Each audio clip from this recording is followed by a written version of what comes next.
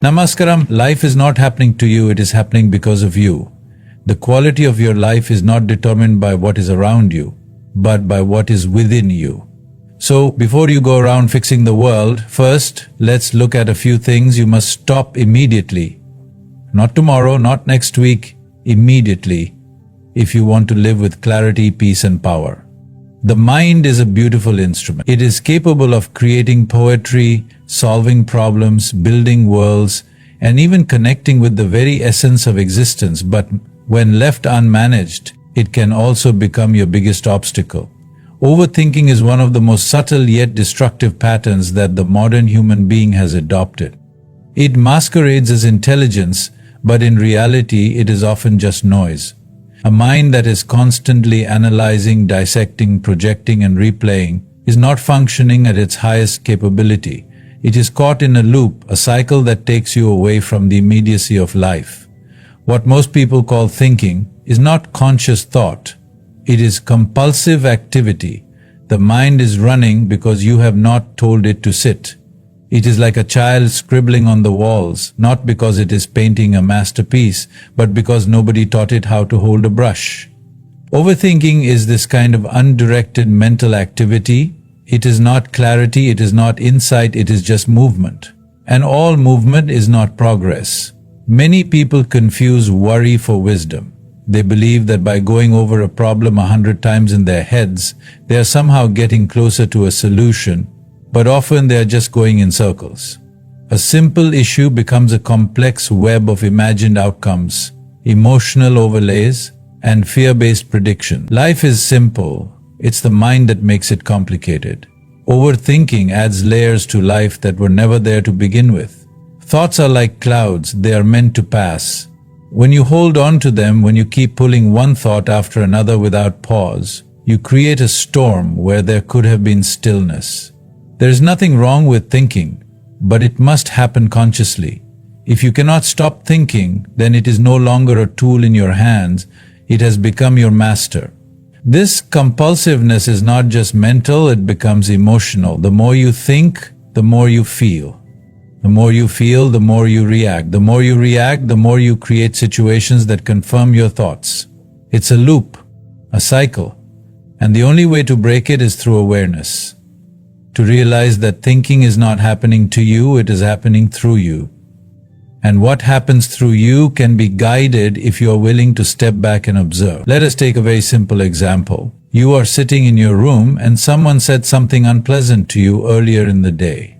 The moment is gone, the person is gone, but in your mind you are playing it over and over. Why did they say that? What did they mean? I should have said this. Next time I will say that. The situation becomes bigger in your mind than it was in reality. Hours pass, maybe even days, and you are still caught in a moment that lasted a few seconds. That is the power of overthinking. It turns memories into monsters and possibilities into fears. This also drains your energy. The human system, when in balance, is vibrant and alive, but constant mental noise consumes that energy. People feel exhausted not because of the physical activity they do, but because of the mental burden they carry. A body that works all day will still rest at night, but a mind that runs all day will not let you sleep. Insomnia, anxiety, fatigue. They are not always caused by the outside world. Most often they are self-created through unchecked mental activity. The irony is, the more you think, the less you live. You may be surrounded by beauty, but you won't see it. You may have opportunities, but you will hesitate. You may have relationships, but you will question them.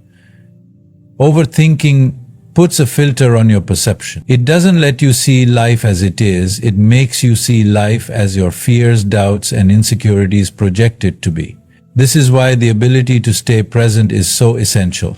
The present moment has no room for overthinking. It is fresh, alive, unburdened by past regrets and future worries. When you are truly in the now, the mind becomes still, not because you forced it, but because there is nothing to churn. The moment you observe the flower, the child's smile, the wind on your skin, thinking stops, awareness begins. It is not about suppressing your thoughts. It is about becoming conscious of them. When you realize that not every thought needs your attention, you naturally begin to choose where your focus goes. Most thoughts are not worthy of your time. They are repetitive, irrelevant, and often rooted in past conditioning. By watching them without reacting, you begin to weaken their hold. Slowly, the chatter reduces, clarity arises, presence deepens. People ask, how do I stop overthinking? The answer is not to fight with your thoughts. Fighting makes them stronger. The answer is to step out of the loop, to anchor yourself in your breath, your body, your senses, anything that connects you with the now. The more rooted you are in this moment, the less power the mind has to pull you elsewhere. A clear mind is not one that thinks a lot. It is one that knows when to think and when to simply be. If you can create a little space between you and your thoughts, you will see that life is not as complicated as your mind makes it out to be. Reality is simple. It is the psychological drama that is complex, and that drama ends when you stop overthinking and start being. Beyond the moment we are born, we begin absorbing the world around us. Words, gestures, expressions, rewards, rejections. All of these experiences begin shaping our sense of self. Slowly, without realizing it, we start to value ourselves through the lens of others. We begin seeking approval. We want to be liked. We want to be accepted. And at some point, this simple desire transforms into a constant need for validation. It becomes so ingrained in us that we begin to live our entire lives trying to be what others want us to be. This is one of the most silent forms of suffering. You dress a certain way because it's trending. You speak a certain way because it pleases others. You pursue goals not because they stir your soul, but because they make you look good. It is not wrong to be appreciated. It is not wrong to enjoy acknowledgement. But when your self-worth depends on it, you become a slave to opinions. The problem with seeking validation is that it creates a fractured self. There's who you are, and then there's who you pretend to be. The more you try to meet others' expectations, the further you drift from your own truth. And slowly, you forget who you really are. You become an actor on a stage, performing roles for applause, approval, and attention, while inside there is confusion and restlessness. A person who constantly looks outward for validation loses the capacity to look inward for authenticity. What makes this dangerous is that validation is addictive.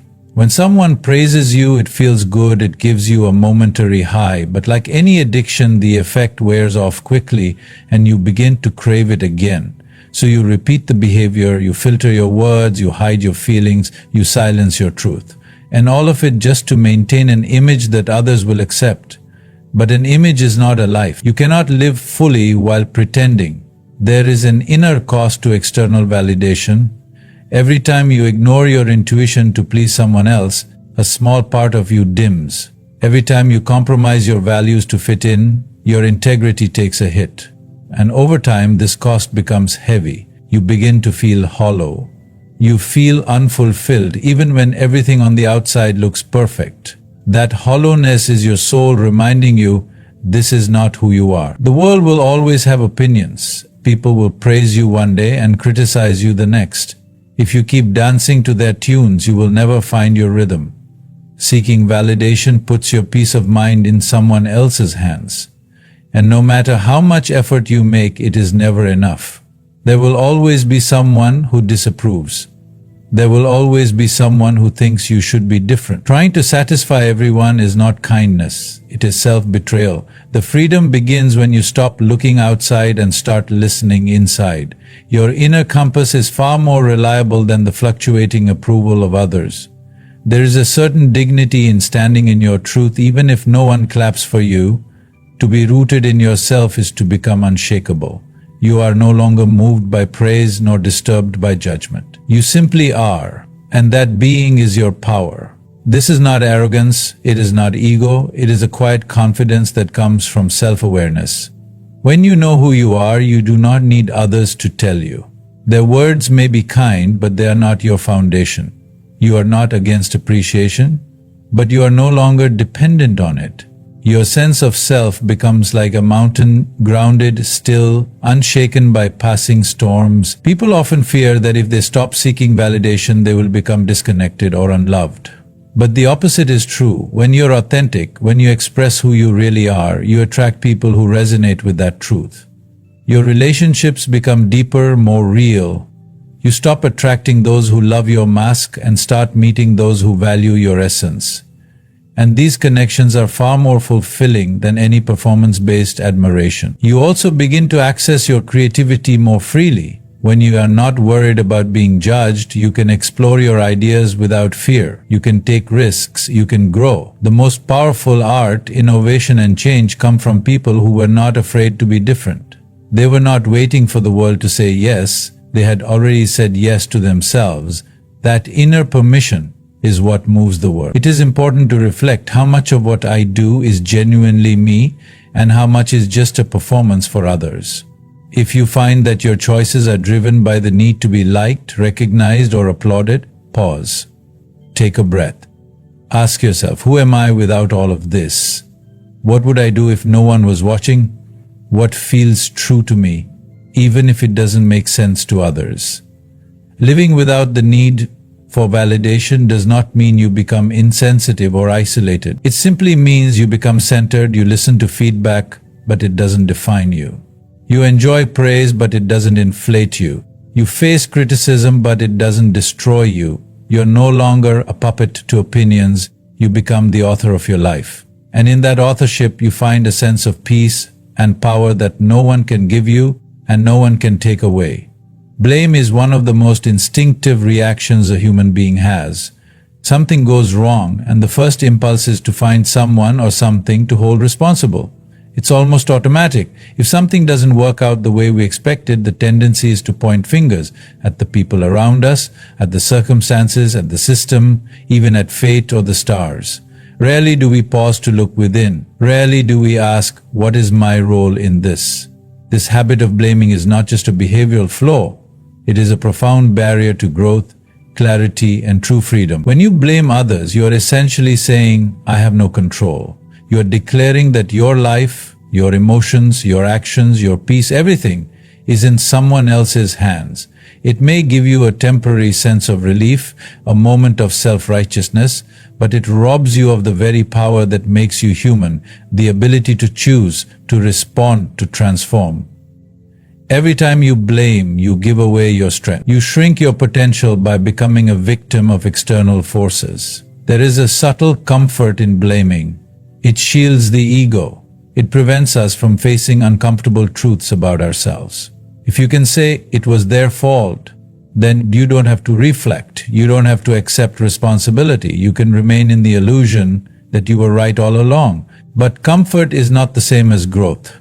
Growth begins where excuses end, and blame, at its core, is just an excuse dressed up in justification. This pattern starts early. A child breaks something and says it wasn't me. A student fails and blames the teacher. An employee underperforms and blames the boss. A partner feels unfulfilled and blames the relationship. The moment you adopt this habit, you stop evolving. Because in your mind, the problem is always out there. And if the problem is out there, then the solution must be too. You sit and wait, hoping someone else will change, someone else will fix things, someone else will make it right. But life doesn't work that way. If you want to move forward, you must take charge of your own experience.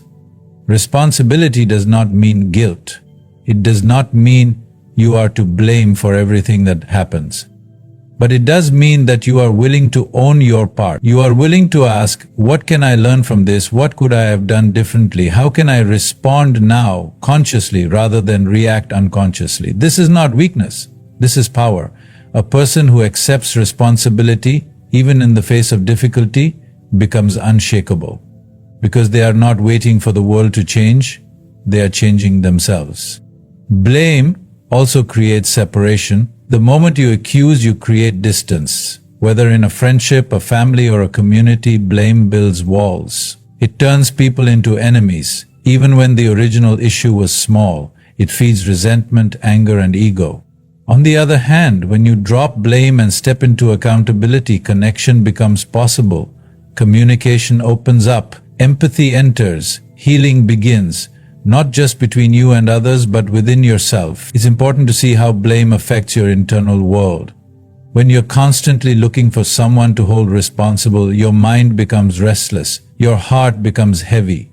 You carry emotional baggage that doesn't serve you. Blame is not just an act. It is a mental pattern. And like all patterns, the more you repeat it, the stronger it becomes.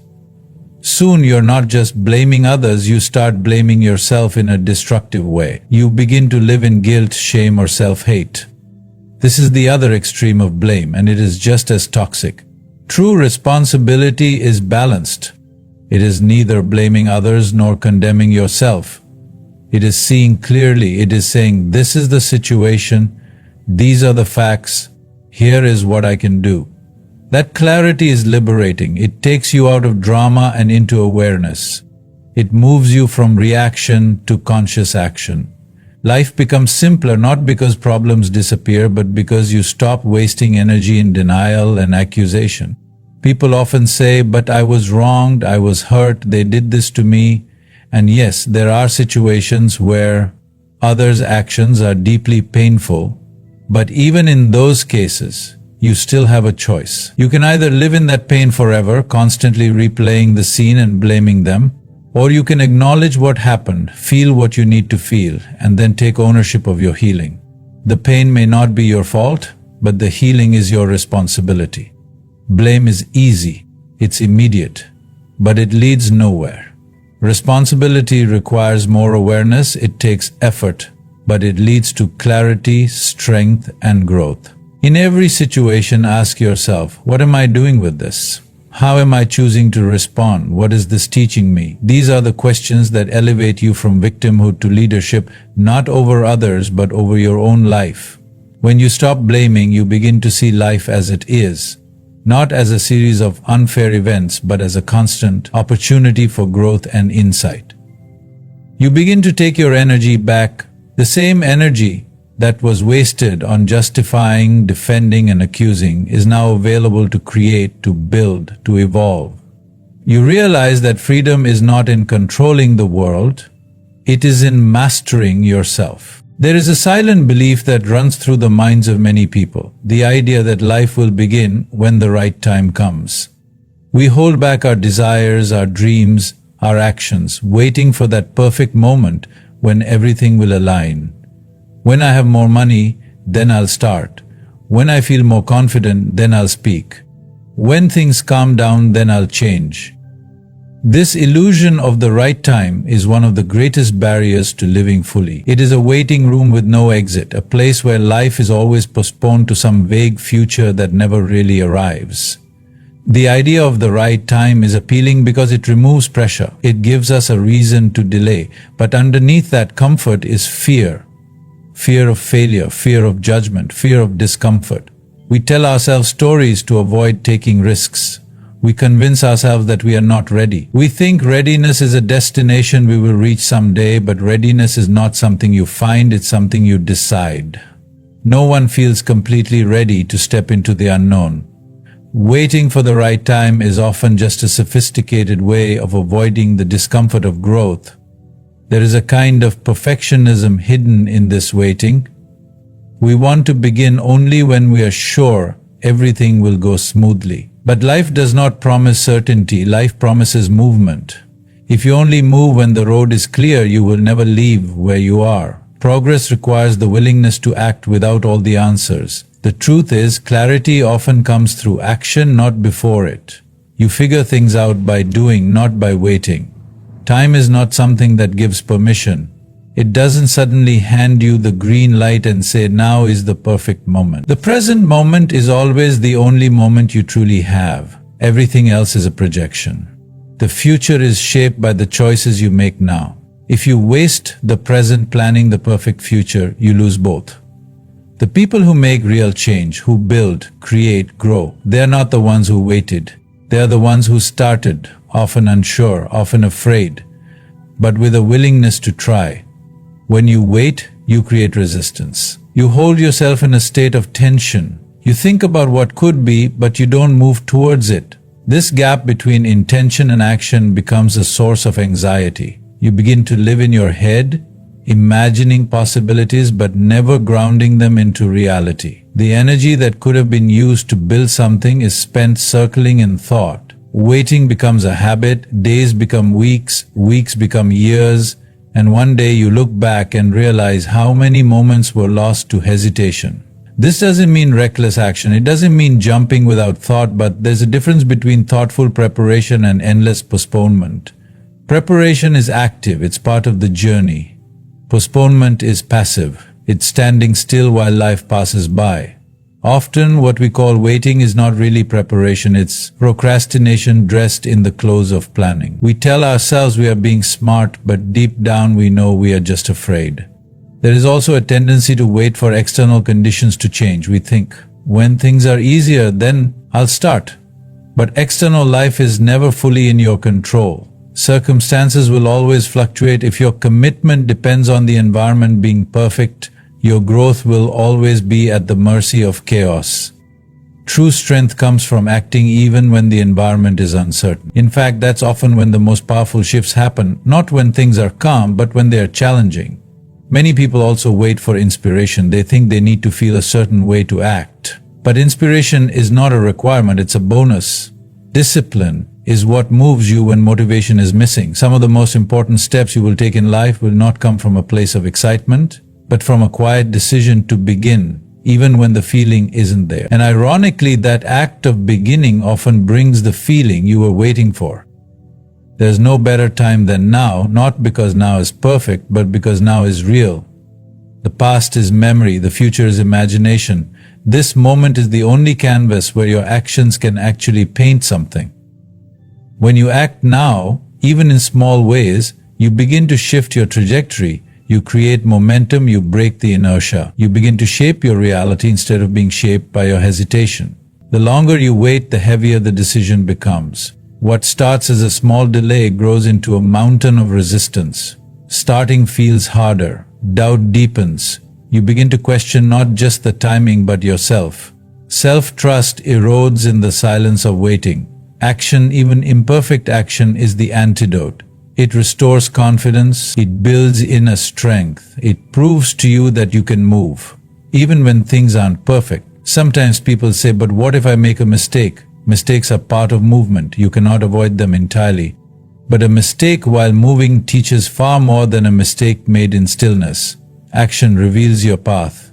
It shows you what works and what doesn't. Waiting gives you theories. Acting gives you truth. Your life is not meant to be lived in the waiting room. It is meant to be lived in motion, in growth, in presence. The world may not pause for you to feel ready, but you can choose to meet the moment as you are, with what you have. You don't need a perfect plan. You need a sincere step, one step, and then the next. Life meets those who move. One of the most overlooked barriers to inner freedom is the compulsion to control everything around us. There is a constant struggle in many people's lives, not with others, not with circumstances, but with the idea that everything must go exactly as they imagined. The weather must be just right, people must behave a certain way, plans must unfold with precision, and when even the slightest detail shifts outside of that expectation, there is irritation, anxiety, frustration. This need to control arises from fear. At its root, it is the fear of uncertainty, the fear of discomfort, the fear of losing one's grip on how things should be. Control gives a false sense of security. When things go as planned, it creates the illusion that you are in charge, that life is obeying your commands. But this is not how life works. Life is fluid, unpredictable, and alive. It moves in ways the mind cannot always grasp. The more tightly you hold on to how things should be, the more you suffer when they are not. Control becomes a form of mental rigidity. It traps you in a state of resistance, where peace is always postponed until reality matches your preference. People try to control others, what they say, what they do, how they respond. They try to control outcomes, conversations, even emotions. But no matter how clever or powerful someone becomes, there is always something just beyond their reach. A person can organize their schedule down to the minute and still face unexpected events. A person can prepare a speech perfectly and still be misunderstood. The desire for control sets up a war with reality, and in this war, peace is the first casualty. This desire to control also shows up in relationships. You want your partner to act a certain way, your children to behave a certain way, your friends to agree with your views, and when they don't, You feel offended, upset, or even betrayed. But love is not control. Connection is not agreement. True relationships are built not on conformity, but on respect for each other's differences. The moment you begin to control someone else's behavior in the name of love, it stops being love, it becomes manipulation. There is a deep exhaustion that comes from constantly trying to manage what cannot be managed. The mind is always scanning for threats, always calculating, always trying to bend reality to fit its version of how things must be. This creates tension. You wake up in the morning and the mind is already active, already organizing, already protecting its imaginary order. Even small disruptions, traffic, delays, unexpected changes, become sources of stress. This is not because the events are inherently difficult, but because the mind cannot accept that things are not going its way. Letting go of control does not mean becoming passive. It does not mean that you stop making plans or taking responsibility. It simply means that you do your part fully, sincerely, and then remain open to how life unfolds. It means acting without attachment to the outcome. It means allowing life to surprise you instead of constantly fearing that surprise. When you drop control, what you gain is presence. You begin to respond instead of react. You become flexible, adaptable, alive to the moment. Control is rooted in the ego. The ego wants to be the master of everything. It wants to define, label, categorize, and predict. But the soul is not interested in control. The soul is interested in experience, in expansion, in discovery. When you live from the ego, you are always fighting. When you live from the soul, you are flowing. You meet each moment as it is, not as you wish it to be. And in that meeting, there is peace. People often say, but if I don't control things, everything will fall apart. This is not true. Life has its own intelligence. Just as your body knows how to breathe without your command, life also knows how to move. There is a deeper rhythm, a natural unfolding that you can tap into, not by force, but by trust. Trust is not blind faith. It is an inner alignment with reality. It is a willingness to engage with life, not dominate it. The paradox is that the more you let go, the more you actually begin to feel in tune. You begin to see opportunities that were invisible when your mind was busy micromanaging. You begin to notice beauty in the unexpected. You begin to discover joy in simplicity. Control narrows your focus. It makes you obsessed with results. Surrender widens your vision. It connects you with something greater than your personal agenda. There is a profound humility in letting go. It is a recognition that you are not the center of the universe, that life was here before you, and it will continue after you. That the sun rises and the moon cycles without your permission. That rivers flow and trees grow without your effort. When you see this, you realize that your task is not to control life, but to participate in it. To contribute, to co-create, to dance with it, not dominate it. Control also isolates. When you're trying to control everything, you live in your head. You are cut off from others, from spontaneity, from trust. You cannot truly connect because connection requires openness, vulnerability, the willingness to not know what comes next. Letting go creates space for magic. It opens the door for moments that are richer than anything you could have planned. Releasing the need to control is one of the most powerful things you can do for your mental and emotional well-being. You stop gripping life so tightly, and in that release, you begin to feel supported by something much larger, a wisdom that does not depend on constant effort, a flow that carries you forward not because you are pushing, but because you have learned how to align. We live in a world full of noise, both external and internal. The external noise comes from the constant barrage of information, from the media, from social networks, from conversations that never seem to end. Everyone has an opinion, everyone wants to be heard, and the world seems to be moving faster than ever before. But perhaps the most subtle and pervasive noise is the internal noise, the constant chatter in our minds, the thoughts, judgments, worries, desires, fears, all of them swirling in a ceaseless loop. This noise is not just an inconvenience, it's a source of deep suffering, and it is something that many of us have come to accept as a natural part of being human. The mind's chatter is often mistaken for who we are. We think that the thoughts we have are a reflection of our true selves. We become so attached to them that we believe them to be facts, to be truths. But the truth is, most of our thoughts are not who we are. They are just random mental patterns, conditioned responses from past experiences, reactions to things that are out of our control. They come and go, but we hold on to them, believing that they define us, believing that they shape our reality. The problem is that when we listen too closely to these thoughts, when we allow them to dictate our actions, we lose touch with who we really are. The mind is designed to protect us, to help us navigate the world, but it often does so in a way that is unhelpful. It runs scenarios of what if endlessly, creating fear about what could happen, whether it's a future that is full of danger or uncertainty. It replays old wounds and regrets, keeping us trapped in the past. It compares us to others, making us feel inferior, inadequate, or envious. This constant internal noise becomes a prison. We become so consumed with the noise in our heads that we lose our ability to live fully in the present moment. We start to make decisions based on fear, not on clarity. We lose touch with our intuition, our deeper sense of knowing, because we are too busy listening to the loud chatter of the mind. The first step in freeing yourself from the noise is recognizing that it is not you.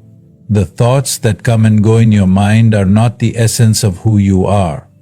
They are simply mental phenomena, and just like clouds passing through the sky, they too will eventually pass. The trick is not to attach to them, not to get caught up in them. Instead of identifying with your thoughts, become an observer. Become aware of the thoughts, but don't let them control you. When you can observe your thoughts without judgment, without attachment, you begin to reclaim your peace. You begin to step out of the current of mental noise and into stillness. This awareness does not happen overnight. It takes practice, it takes patience, it requires that you stop running away from silence, stop being afraid of it. In a world that is constantly trying to fill every moment with sound and activity, silence has become an uncomfortable space for many. People fill every moment with distractions, TV, social media, music, anything to avoid facing the quiet.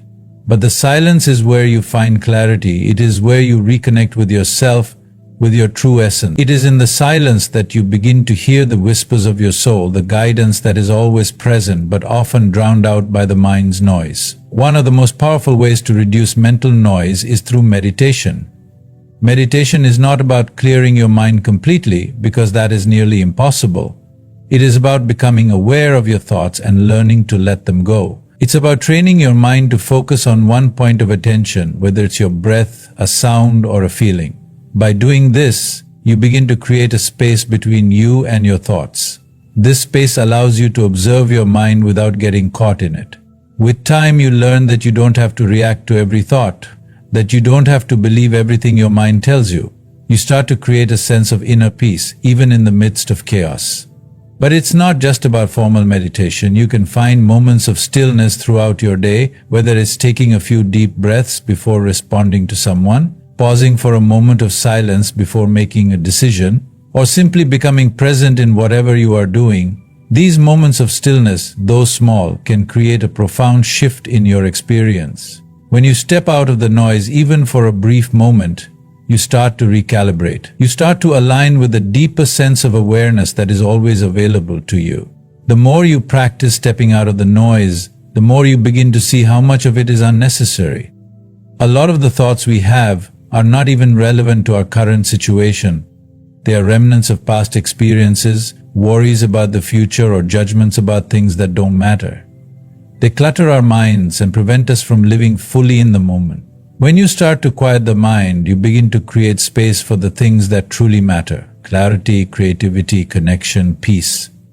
This quieting of the mind is not just about reducing mental noise, it is about tuning into the deeper currents of life. When you stop listening to the constant chatter of the mind, you begin to listen to the subtler forces at play in your life. You begin to notice the synchronicities, the opportunities, the small moments of grace that are always around you. You begin to hear the quiet voice of your intuition, which has always been there but often gets drowned out by the noise of your thoughts. You begin to experience life with more presence, more depth, more clarity. When you learn to silence the inner chatter, you not only gain peace, but you also tap into a greater sense of purpose. The constant noise in the mind distracts you from the deeper desires, from the soul's calling. When the noise quiets, you can hear that calling more clearly. You can move with intention, not because you are following the demands of the mind, but because you are following your inner truth. And it is from this place of truth that you can create a life that is authentic, fulfilling, and aligned with your deepest values. Learning to quiet the mind is not about escaping life, but about embracing it fully. It's about removing the filters, the judgments, the distractions, and experiencing the world as it is in its raw, unfiltered beauty. It's about living from a place of clarity, not confusion. And in that clarity, everything becomes more vivid, more meaningful, more alive. In the course of this exploration, we have touched upon the essential elements that shape our inner and outer worlds. We've recognized how often we hinder our own growth and happiness by engaging in self-defeating habits like blaming, waiting for the perfect moment, controlling the uncontrollable, and allowing the constant noise of our minds to dominate our lives. Each of these behaviors keeps us tethered to patterns of fear, insecurity, and limitation, making it difficult to experience life in its full depth and beauty. But within each of us lies the potential for transformation. The path to inner peace and external clarity begins with awareness, the willingness to observe our thoughts and behaviors, to release what no longer serves us, and to embrace the present moment with open hands. This process is not about perfection, it is about courage. The courage to step away from blame, control, and the illusion of waiting, and to enter a state of pure engagement with life. By learning to let go of the need for control, by quieting the mental chatter, and by recognizing that the perfect time is always now, we open ourselves to a more meaningful and connected existence. This is not just a path to personal freedom, but a way of living that enhances our relationships, our work, and our ability to navigate the uncertainties of life with grace and wisdom. The journey is ongoing, and it requires patience, but every step taken towards releasing these habits brings us closer to our true selves, the ones we've been waiting for all along.